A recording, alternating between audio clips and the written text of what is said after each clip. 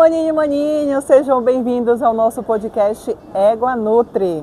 Eu sou Ana Marra Duarte e hoje apresentamos mais um episódio especial para a COP30. Na verdade, o último episódio especial para o COP30 da segunda temporada do nosso curso de nutrição da UNAMA Ananindeua. Podcast mais paraense? Não? Ah, com certeza.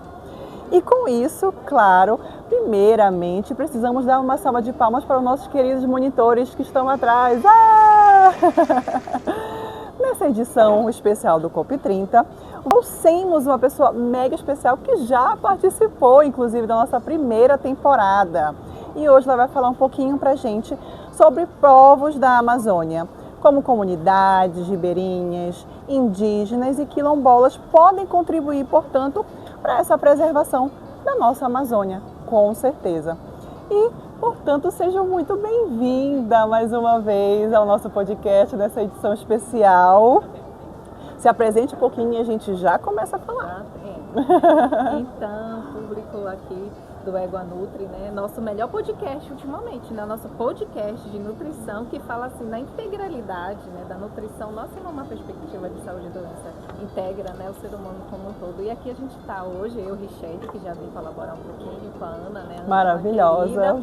E a gente veio colaborar um pouquinho para falar sobre segurança alimentar, soberania alimentar, né? Esse olhar que os povos originários, populações tradicionais trazem para a gente, com tantos ensinamentos, para a gente ter esse olhar futuro, né? E vivermos nesse planeta de forma sustentável, bem, né? E com dignidade, né? Comendo Por bem, favor. Vivendo bem, né? É Tentando verdade. não ficar tão breado assim. É verdade. Vamos lá. Sem grudar muito na parede, Sem né? grudar muito na parede, com o rosto, né? De pupunha. De pupunha, Aqui, exatamente. obrigada. Viu, Imagina, Ana? a gente que Obrigada, agradece UNAMA. muito a você. O curso da UNAMA de Ananindeua. Ananindeua é inovador, como eu disse, né? Eu sempre tenho o prazer de estar aqui colaborando com Ai, você. a gente fica muito feliz com isso. Mas antes da gente começar de fato, né? Quem são aí de forma geral os povos tradicionais da Amazônia, né? E como as suas culturas elas se diferenciam entre si? Então, nós temos dentro desse olhar, não vou trazer aqui essa dinâmica acadêmica, mas eles se auto-intitulam povos tradicionais e originários, né? Os povos indígenas, né, têm essa temática originária porque eles têm essa ancestralidade, então essa originalidade, inclusive muito antes de nós estarmos aqui. Os povos tradicionais são aqueles também que, assim como os originários, nos ensinam como viver, como estar aqui, né, de forma sustentável, de forma digna e dentro de conhecimentos de fato tradicionais. Então aqui a Amazônia é uma das maiores, né? Não que o país não tenha, o nosso país ele é muito diverso, né? Então ele veio com diversas outras origens, né, para a colonização e colonizar um país que já tinha habitantes. Então não tem como a gente não herdar, né, de forma plural e rica. Então nós temos a Amazônia ribeirinhos, nós temos quilombolas, nós temos populações como as quebradeiras de Babaçu, né, mais ao sul do nosso estado, nós temos as populações indígenas. Então é uma diversidade de populações originárias e tradicionais que trazem esse conhecimento de como utilizar, né, nossa biodiversidade de forma respeitosa, sem que a gente ultrapasse os limites, né, de imposição do capitalismo, de olhar somente, né, a nossa biodiversidade como um olhar de cifras. Riquíssimo, né? Sim. Ai, maravilhoso. E quais são as práticas e agrícolas tradicionais que mais contribuem para essa preservação? Então, após, né, dentro de uma perspectiva histórica, após a Revolução Verde, por exemplo, nós tivemos um grande uso, a exemplo dos agrotóxicos, né? Com essa inovação, digamos assim, né, do mercado industrial, com os excedentes, né, dos produtos da Segunda Guerra Mundial. Então, assim, a gente avançou muito nisso. Avançou é uma palavra assim, muito pesada, muito forte. Mas de alguma forma a gente retrocedeu. Né? Um dos pontos, né, dentro dessa pergunta é que a gente utiliza excesso de agrotóxicos. Esses agrotóxicos estão aí na agricultura, especialmente nos commodities, né, na monocultura, e eles vão para o lençol freático e vão para a nossa alimentação. Né? A gente sabe que nós temos inúmeros alimentos que têm uma quantidade expressiva de agrotóxicos e que a gente consome diariamente. Né? Várias pesquisas que, inclusive, apresentam mulheres que estão amamentando com concentração de agrotóxicos no leite materno. Veja só que absurdo. E essas populações originárias tradicionais, elas nos orientam e nos ensinam como tratar da biodiversidade numa perspectiva agroecológica, né? Você sabe a hora de plantar, a hora de colher, né? E essa sazonalidade relacionada à nossa biodiversidade, ela traz para a gente conhecimentos tradicionais, né? Como utilizar a terra, a água, né? As sementes, como conservá-la de forma sustentável, de forma segura, responsável, para que ela possa, né, trazer para a gente produtos bons, né, com consumo bom, que de fato seja promissor para a nossa saúde e que não agrida o nosso meio ambiente, porque dele a gente precisa do clima, a gente precisa consumir água, a gente precisa do solo. Então, assim, é um conhecimento ancestral de fato, sabe? Que vem de geração em geração, de décadas e décadas e décadas. Ai, maravilhoso, muito rico isso. E tu consegues dar um exemplo pra gente, assim, de preparações, por exemplo, da Amazônia, né, que podem e representam, portanto, toda essa alimentação e biodiversidade?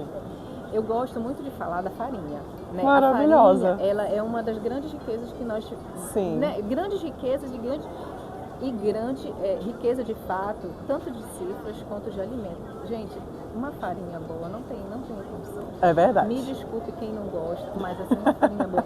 E eu tô falando da farinha, não só é um dos produtos, né? Mas a mandioca é um dos produtos que são originários, né? De povos originários, e que a gente recepcionou. Então, a produção da farinha numa produção, né, respeitosa, agroecológica, ela traz diversos produtos.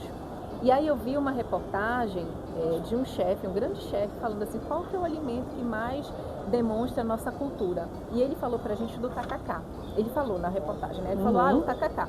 Porque de fato o tacacá, ele reúne vários elementos dos povos tradicionais originários e também desse olhar o camarão, por exemplo, que veio, né, dessa herança europeia, né, dos portugueses. Então você traz ali um alimento que ele vai ser utilizado em grande escala, né? Você percebe uma escala muito grande de consumo de fato, né? Diferente de alguns commodities, da maioria dos commodities, né? Que eles têm uma produtividade muito grande, entretanto, eles têm um desmatamento muito grande e um consumo muito grande, né, de agrotóxicos e elementos químicos que comprometem nossa vida. Então, assim, eu gosto de falar muito da mandioca, porque eu acho que a gente utiliza muito, assim, quase como um todo, né, e sim de forma respeitosa. Verdade. E como é que a gente consegue considerar, portanto, práticas, assim, exemplos mais concretos do nosso dia a dia dentro dessa economia circular e soberania alimentar? Lá na FUNAI hoje nós estamos recebendo abanos, né, do Brasil inteiro, de povos indígenas do Brasil inteiro. Esses abanos eles vão ser doados aí pelo período da COP30. Esses abanos eles são produzidos manualmente com palha. Então assim, gente, são coisas lindas, assim, eu não consegui trazer, mas assim, são coisas lindas. Fica triste aqui. Pois é, porque a gente ainda está organizando, são coisas lindas que você não precisou derrubar uma árvore, você não precisou comprometer, né, a nossa biodiversidade, para que você possa utilizar um produto que vai te utilizar, né? Você vai ter vai ser melhorar, né, o seu clima, vai te abanar e ele é um ornamento assim lindo. Então, assim, e eles, alguns, em geral, eles pintam com tinturas mesmo da floresta, com urucu, com tintas que eles manuseiam, né, da floresta. Não sei se vocês já viram aquelas pinturas, especialmente o xicrim, caiapó, eles têm muito, cada um tem um grafismo específico. Então, essas pinturas, elas são feitas com carvão específico de uma madeira específica, e com genipapo. Então, e você percebe que ela dura bastante. Nossa, então ela pigmenta, eles manipulam isso de forma também sustentável, manipulam isso para pigmentar tecidos, artesanatos, né, cestarias. Então, tudo isso não vai para o nosso lençol freático, isso não compromete o nosso solo, isso não compromete o nosso lençol freático. Então, tudo isso é importante para que a gente possa olhar esses personagens protagonistas e que eles possam nos ensinar como a gente utilizar, nesse caso, tintas, né, produtos específicos que possam estar no nosso dia a dia, contribuindo no nosso dia a dia e de forma sustentável. Ai, maravilhoso. A gente tá devendo essa, então. Tá, vou dever. Me comprometo Ai, aqui. olha, tá gravado isso daí, hein? Vou mostrar, vou mandar para vocês. Quais são, assim, as ações que poderiam ser propostas, né, durante a COP30 para poder fortalecer ainda mais toda essa cadeia sustentável dentro da Amazônia? Assim, a gente que está... Eu trabalho diretamente na FUNAI, né, com essas populações indígenas, os povos, né, originários. E assim, a gente olha esses personagens assim todos os dias, durante o tempo todo, né? Infelizmente ou felizmente, nós estamos tendo essa centralidade de olhares agora nesse momento da COP, né? Apesar de todas as diversas contradições que nós temos no debate, na localidade e tudo mais, é um debate importante, é uma presença importante, porque a gente precisa olhar a Amazônia e os amazônicos, que somos nós também, com um olhar muito mais de empoderamento, com um olhar muito mais respeitoso, com um olhar muito mais direcionado para o futuro. Porque se a gente não olha, no caso, a floresta em pé, a gente não tem um bom clima no futuro, a gente não tem água, a gente não tem, sabe, um oxigênio com qualidade. Então, como é que a gente vai viver? Como é que a gente vai sobreviver? Então, para além das caricaturas que a gente faz, né, o exotismo, nossa, esses personagens, né, para além desse exotismo, esses personagens precisam ser olhados com mais seriedade, com mais dignidade, porque eles diariamente nos ensinam. Eles sobreviveram, né, a anos e centenas de anos assim, de violência, de preconceito, ainda sobrevive e ainda segue nos ensinando. Então, a gente precisa olhar para além desse momento assim de festa, de evento, que é um evento muito importante. Como eu disse, apesar das contradições, nós temos inúmeros olhares para, de fato, né, estruturar nossa presença aqui nesse planeta. Porque assim, hoje já está insustentável, imagina amanhã. É verdade. Né? Então, a COP30 aqui no centro da Amazônia traz esse olhar muito mais direcionado para esses personagens, especialmente da Amazônia. E como é que esses povos conseguem, né, sem degradar, manter o equilíbrio da natureza, cultura e também nutrição, de fato? Então, diferente da gente, eles não separam, né, a biodiversidade, né, da gente. Então, assim, o capitalismo trouxe para a gente essa necessidade de separar. Se a gente se separa da natureza, a gente diz que ele é o outro, então a gente não precisa de fato ter o cuidado de ter o que é orgânico, que é da gente, né? Então, quando eles não têm essa relação de separação, eles estão dentro de um conjunto, dentro das dimensões todas, estão ali, né, se entrelaçando. A gente não. A gente separa porque a gente precisa ter poder sobre os recursos, nem gosto de falar muito, mas a gente precisa ter o poder sobre os recursos naturais para controlar. A gente precisa controlar quando vai chover, a gente precisa controlar a produtividade daquela monocultura para que ela possa dar em uma quantidade, sabe, cifrada para venda, para produtividade. Então, assim, eles não têm essa separação da biodiversidade, eles são um todo, diferente da gente, infelizmente. Verdade. E quais são os principais riscos e ameaças dentro dessas práticas alimentares tradicionais desses povos?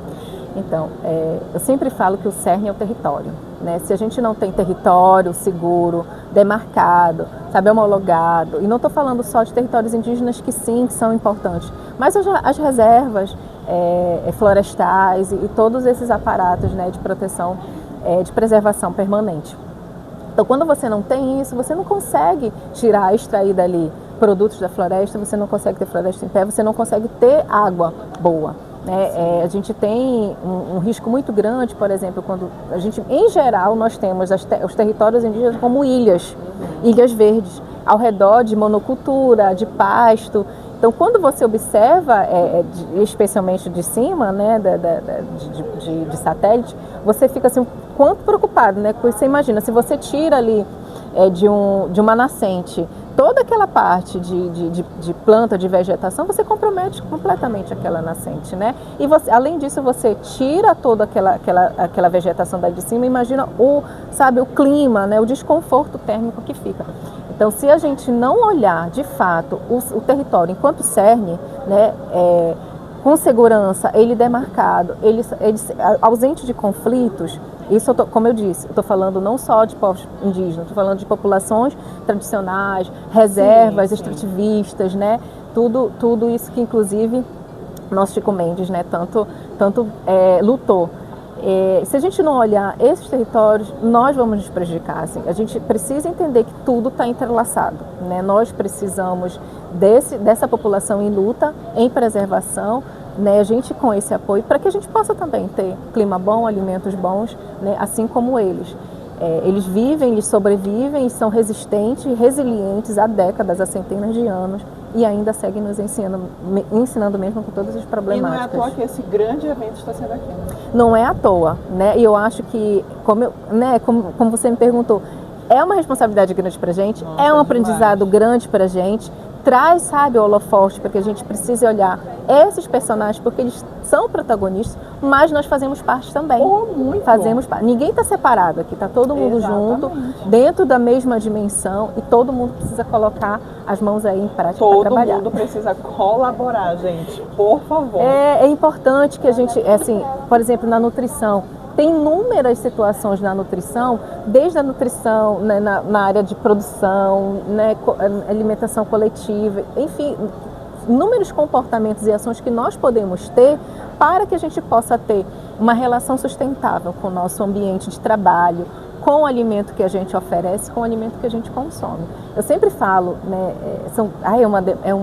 são debates inúmeros, sabe, entrelaçados, e eu gosto da EguaNutri, viu, gente? Eu sou suspeita, porque ele traz essa integralidade de debate. Mas, por exemplo, quando a gente fala, assim, nós nutricionistas, quando a gente faz aquisição de alimentos que tem histórico de trabalho análogo ao trabalho escravo ou de comprometimento do meio ambiente, a gente também está fazendo parte daquele resultado negativo, sabe? Exato. Então, quando a gente consegue lá, aquela Nutri que, sabe, luta assim lá no interior, aqui no Pará mesmo, da capital, que consegue trazer mais do que os 30%, 40% da agricultura familiar, ela traz também esse olhar da sustentabilidade para a alimentação, né, dos escolares, para a segurança alimentar, enfim, para a sustentabilidade do nosso planeta. A agricultura familiar também, na verdade, é vida, né?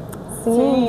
A gente não consegue dar esse grande avanço também. A gente não conseguiria, porque a gente come da agricultura familiar, a gente não come dos commodities, né? A gente não come, hoje o Brasil, o commodity é o milho, soja, né, que é intermitente. A gente não consome, né? O nosso consumo é muito mais amplo, e a agricultura familiar que nos alimenta, se não fosse eles. É verdade. O que precisa mudar? E aí a gente vai tocar num ponto um pouco sensível, mas não muito sensível assim, né? O que a gente precisa mudar dentro das políticas públicas para poder valorizar ainda mais todo esse protagonismo dessas comunidades aí que existem, né? Então, você acabou de falar da agricultura familiar, né? Eu acho que, assim, financiamentos, né, a abertura de créditos para esses grupos são prioritários, né? Não adianta você traçar as políticas públicas são importantes porque elas traçam um grupo mais amplo, né? Mas se você precisa olhar esses sujeitos dentro do seu local, a dificuldade que é para você chegar lá, a dificuldade que é para ele trazer esse produto para cá, verdade. Sabe? E fora todas as outras estruturas que ele precisa, né? De documentação e tudo mais.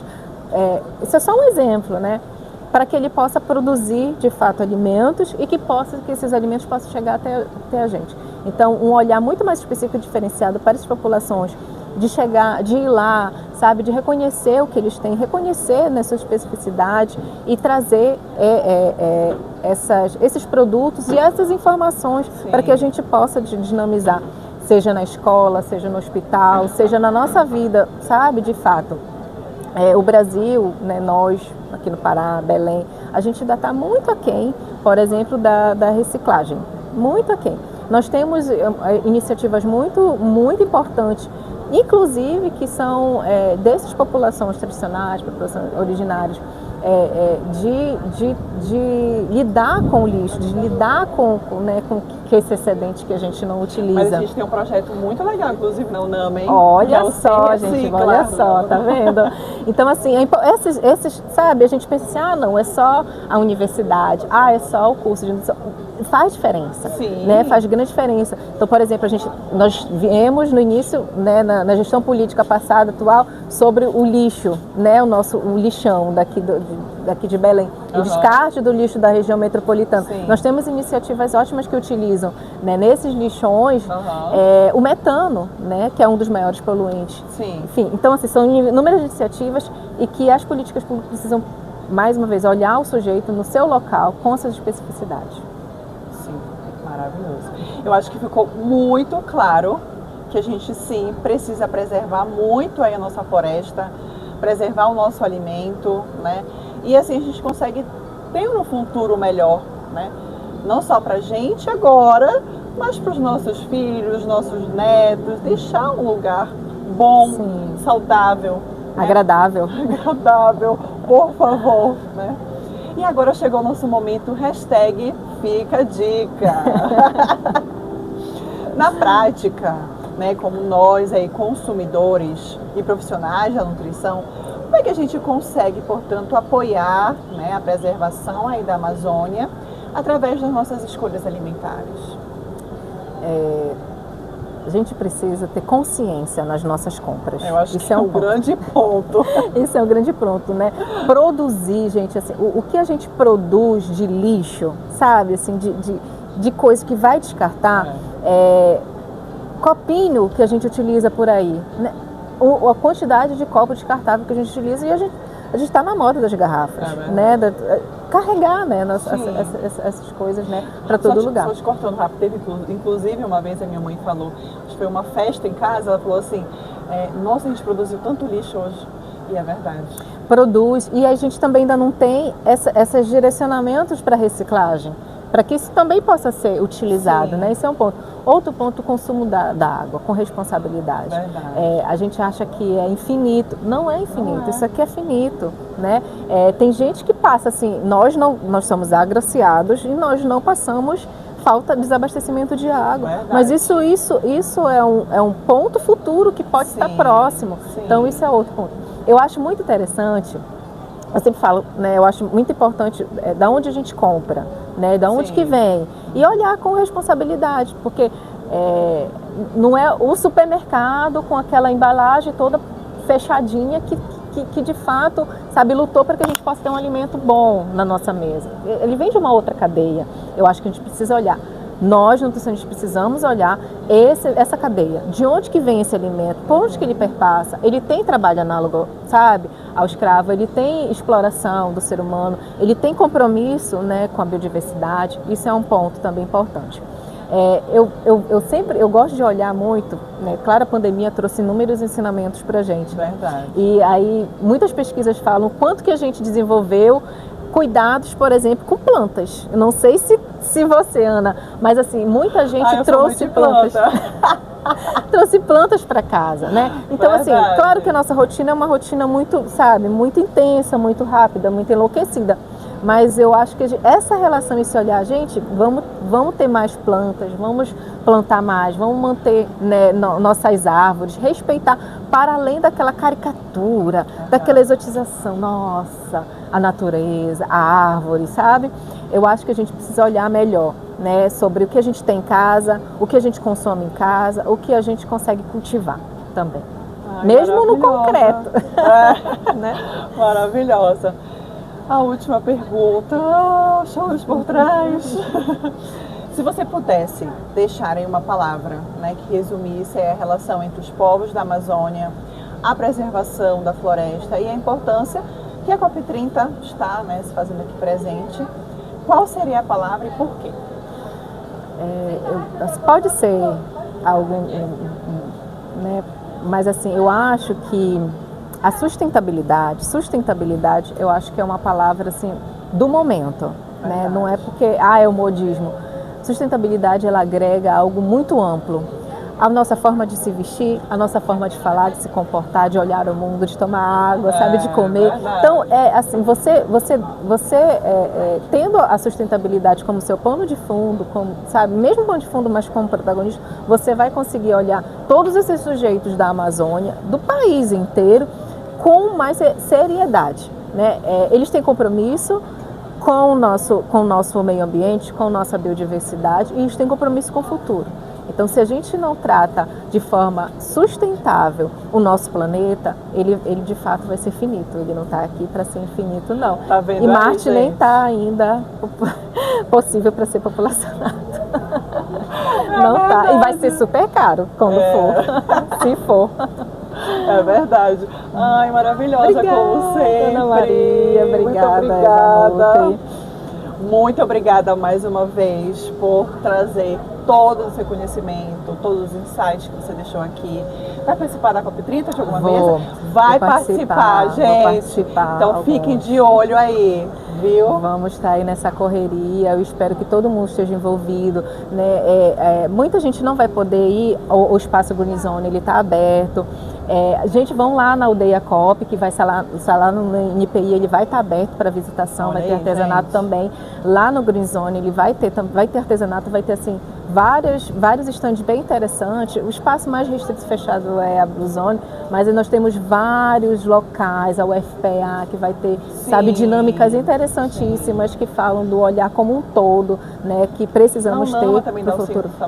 A Nama da Alcido Cancela, então assim, dá pra gente vai fazendo uma tourzinha lá, né, pra gente. Verdade. E fora nós temos, né, as plataformas digitais, né, que vão estar gravando, vão estar apresentando, eu acho muito importante. Tem o Égua Nutri também, que vai colocar os takes, por favor, gente. Que é o nosso podcast de nutrição preferido.